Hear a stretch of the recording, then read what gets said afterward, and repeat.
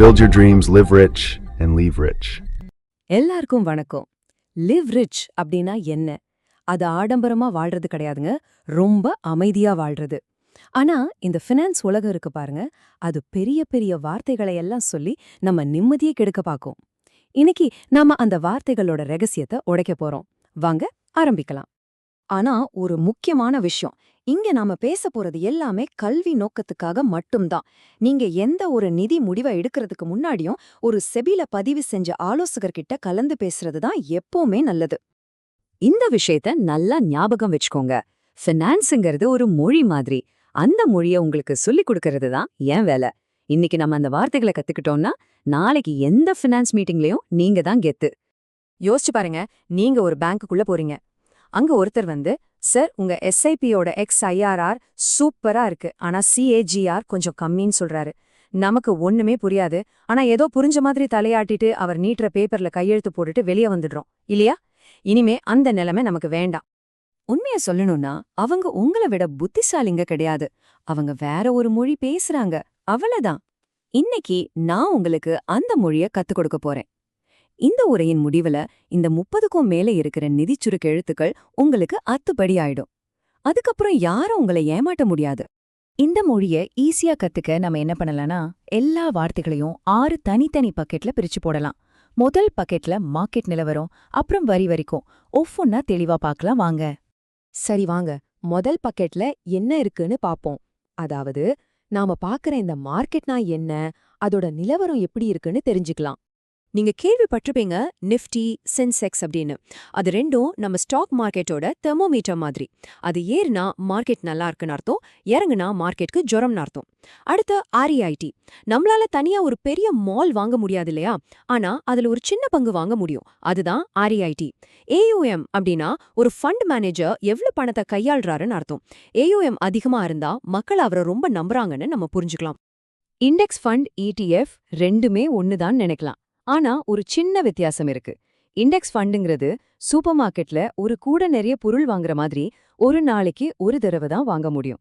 ஆனா ETFங்கிறது அதே கூடைய ஒரு தக்காளி மாதிரி நாள் முழுக்க எப்ப வேணும்னாலும் வாங்கலாம், விக்கலாம். உடனடியா ட்ரேட் பண்றவங்களுக்கு ETF ரொம்ப வசதியா இருக்கும். அடுத்தது நம்ம 2வது பக்கெட்டுக்கு போலாம்.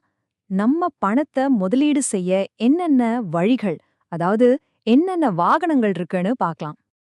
SIPங்கிறது மாசா மாசம் ஒரு குறிப்பிட்ட தொகையை ஆட்டோமேட்டிக்கா முதலீடு பண்ற ஒரு நல்ல பழக்கம். SWP அதுக்கு அப்படியே உல்டா. ரிட்டையர் ஆன பிறகு நம்ம முதலீட்ல இருந்து மாசா மாசம் ஒரு தொகையை ஆட்டோமேட்டிக்கா வித்து வருமானம் பார்க்கறதுக்கு பேர் தான் SWP. ELSSங்கிறது செக்ஷன் 80C கீழே வரிய மிச்சப்படுத்துற ஒரு மியூச்சுவல் ஃபண்ட். NPSங்கிறது அரசாங்கமே கொண்டு வந்த ஒரு அருமையான பென்ஷன் திட்டம். இப்போ 2 ஸ்பெஷலான வாகனங்களை பார்க்கலாம். ஒன்னு ULIP, இது இன்சூரன்ஸையும் இன்வெஸ்ட்மெண்ட்டையும் ஒன்னா கலக்கிற ஒரு திட்டம். பொதுவா இதுல செலவு அதிகமா இருக்கும், ரிட்டர்ன்ஸ் கம்மியா இருக்கும், அதனால இது ஒரு பொறின்னு சொல்வாங்க. அடுத்தது ESOP அல்லது RSU, உங்க கம்பெனி உங்களை வேலையில தக்க வச்சுக்க கொடுக்கற பங்குகள். இத வேடிக்கையா தங்க கைவிலங்குன்னு சொல்வாங்க. இப்ப 3வது பக்கெட், இதுதான் ரொம்ப ரொம்ப முக்கியமான கேள்வி.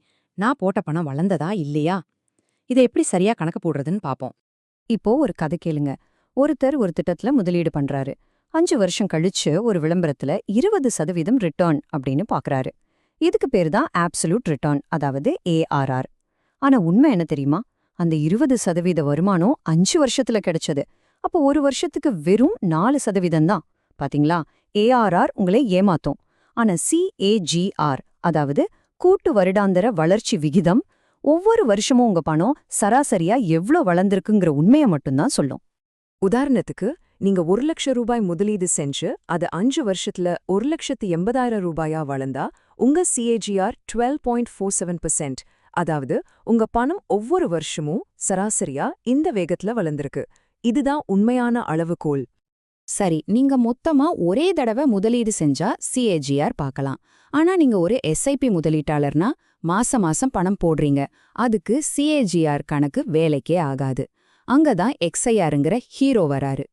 நீங்க வேற வேற தேதியில போட்ட எல்லா முதலீட்டுக்கும் சேர்த்து உண்மையான வருமானம் என்னங்கிறத இது துல்லியமா காட்டும். அதனால நீங்க SIP முதலீட்டாளரா இருந்தா இனிமே CAGR பார்க்காதீங்க, XIR மட்டும் பாருங்க. அடுத்தது 4வது பக்கெட். வருமானம் மட்டும் வந்தா போதுமா, அந்த வருமானம் எவ்வளவு ரிஸ்க் எடுத்து வருதுன்னும் பார்க்கணும் இல்லையா? ஒரு முதலீட்டோட தரத்தை எப்படி செக் பண்றதுன்னு இப்ப தெரிஞ்சுக்கலாம். பீட்டாங்கிறது உங்க முதலீட்டு பயணம் எவ்வளவு மேடு பள்ளமா இருக்குன்னு காட்டுற ஒரு ஸ்கோர். பீட்டா 2னா மார்க்கெட் 10% ஏறுனா உங்க முதலீடு 20% ஏறும். அதே மாதிரி இறங்கும் போதும். ஷார்ப் ரேஷியோங்கிறது நீங்க எடுக்கிற ரிஸ்க்கு தகுந்த ரிட்டர்ன் கிடைக்குதான்னு சொல்லும். இது அதிகமா இருந்தா நல்லது. டிஆர்ங்கிறது மியூச்சுவல் ஃபண்ட் உங்ககிட்ட வாங்குற வருஷ கட்டணம். இது எவ்வளவு கம்மியா இருக்கோ அவ்வளவு பணம் உங்க பாக்கெட்ல மிச்சமாகும். வாங்க 5வது பக்கெட்டுக்கு போலாம். இதுவரைக்கும் மார்க்கெட்டோட ஆரோக்கியத்தை பார்த்தோம். இப்போ நம்மளோட சொந்த நிதி ஆரோக்கியத்தை பார்க்கலாம். இந்த அளவீடுகள் உங்க பணத்தை சரியா நிர்வகிக்க ரொம்ப உதவும். டிடிஐனா உங்க மாச சம்பளத்துல எவ்வளவு சதவீதம் இஎம்ஐக்கு போகுதுன்னு அர்த்தம். இதை எப்பவும் 40% கீழே வச்சுக்கணும். சிசிஆர்னா உங்க கிரெடிட் கார்டு லிமிட்ல எவ்வளவு யூஸ் பண்றீங்கன்னு அர்த்தம். இத 30% கீழே வச்சுக்கிறது நல்லது. எஸ்டபிள்யூஆருங்கிறது உங்க ரிட்டையர்மெண்ட் பணத்துல இருந்து ஒவ்வொரு வருஷமும் எவ்வளவு பணத்தை பாதுகாப்பா எடுக்கலான்னு சொல்ற ஒரு விதி. இஎம்ஐ பத்தி நம்ம எல்லாருக்குமே தெரியும். அது கடனுக்காக நாம படுற மாதாந்திர வலி. இப்போ நாம கடைசி பக்கெட்க்கு வந்துட்டோம். நீங்க சம்பாதிக்கிற லாபத்துல அரசாங்கத்தோட பங்கு எவ்வளவுன்னு புரிஞ்சுக்கலாம். வரிய புரிஞ்சுக்கிட்டாலே உங்க வருமானம் தானா அதிகமாகும். எல்டிசிஜினா நீங்க பங்குகளை 1 வருஷத்துக்கு மேல வச்சிருந்து விக்கும்போது வர லாபத்துக்கான வரி. எஸ்டிசிஜினா 1 வருஷத்துக்குள்ள வித்தா வர லாபத்துக்கான வரி. டிசிஎஸ்ங்கிறது நீங்க வெளிநாட்டுக்கு பணம் அனுப்புறது இல்ல பெரிய கார் வாங்குறது மாதிரி சில பரிவர்த்தனைகள் செய்யும்போது அப்பவே பிடிக்கப்படுற ஒரு கூடுதல் வரி. நம்ம இவ்ளோ நேரம் கத்துக்கிட்ட எல்லாத்தையும் இந்த ஒரு டேபிள்ல சுருக்கமா கொடுத்திருக்கேன். உடனே உங்க போன்ல ஒரு ஸ்கிரீன்ஷாட் எடுத்து வச்சுக்கோங்க. நிஜ வாழ்க்கையில இது உங்களுக்கு ரொம்ப ரொம்ப உதவும். ஒரு ஃபண்டோட பர்ஃபார்மன்ஸை செக் பண்ணணுமா? எக்ஸ்ஐஆரையும் ஷார்ப் ரேஷியோவையும் பாருங்க. லோன் வாங்க போறீங்களா? முதல்ல உங்க டிடிஐய செக் பண்ணுங்க. ரிட்டையர்மெண்ட் பிளான் பண்றீங்களா? எஸ்டபிள்யூபி, எஸ்டபிள்யூஆரை பத்தி தெரிஞ்சுக்கோங்க. இந்த முழு உரையாடல்ல இருந்தும் நீங்க ஞாபகம் வச்சுக்க வேண்டிய 4 முக்கியமான விஷயங்கள். உங்க எஸ்ஐபி முதலீடுகளுக்கு எப்பவுமே எக்ஸ்ஐஆர் தான் உண்மையான ரிட்டர்ன். பீட்டாங்கிறது உங்க முதலீட்டு பயணத்தோட மேடு பள்ளங்களை காட்டுது.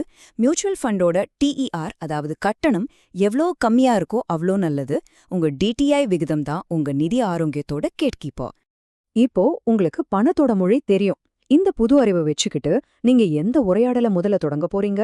இனிமே உங்க ஃபைனான்ஷியல் அட்வைசர் கிட்ட ரொம்ப நம்பிக்கையா பேசுவீங்களா? இல்ல உங்க குடும்பத்துக்கிட்ட உங்க நிதி திட்டங்களை தைரியமா விவாதிப்பீங்களா? உங்க நீதி பயணம் இன்னைக்கு இந்த நிமிஷத்துல இருந்து தொடங்குது.